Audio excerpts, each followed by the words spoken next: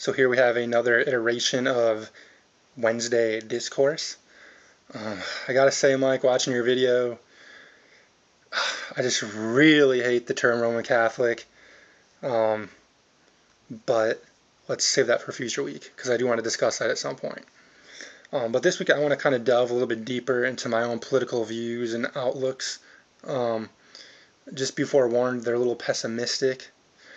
I essentially think all politicians are fundamentally identical. It doesn't matter what party they are, be they Democrat, Republican, something else. They're all fundamentally the same. The only thing they care about is power. They lust for power and will do whatever it takes to attain power and then maintain that status once they've achieved it. Um, I can't really remember in my lifetime, which is only a short 26 years, so I've only been voting for a short 8 years.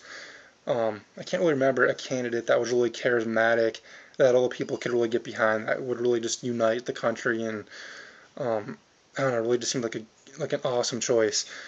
I know some people sort of felt that way about Obama during the last election. I feel that was kind of probably mistaken. They were kind of mistaken.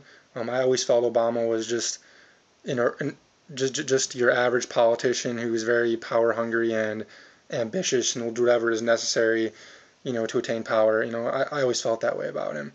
Still do. But that said, I don't want this to turn into an Obama bashing because, I'm not one of those people you'll see ranting about our current president, whoever they are, and how they've brought this country to hell because it's not always the president's fault. You have congressmen and stuff who are equally to blame, for the state of the country and where we're at. I just like to preface by saying that even though I did not vote for Obama, I did attend his inauguration, the most miserable day of my life, not because of him or politics or anything like that. Just imagine having 4 hours of sleep, getting up at 3, 4 in the morning, standing in a crowd of people, not being able to sit, and having strangers scrunched up against you the whole time in 15-degree weather with an even lower wind chill, I'm sure. Not being able to eat, pee, or drink for over 12 hours straight, and that was one hellish day. So I did suffer that just so I could see his inauguration. So I just wanted to put that out there. But like I said, I think all politicians are the same. They lust for power. And I really don't think any of them I don't think there are really that many politicians that genuinely care about ordinary people like you or me, you know. Um, and just throw an example out there. You'll never really see a Republican, or rarely will you see a Republican think rationally on something like taxes or social reform. And why is that? It's simple. They have big business in their pocket. They're not going to, bite the hand that feeds them and gives them the power that they so crave. On the flip side, you have the Democrats. You rarely see a Democrat think rationally on the abortion issue.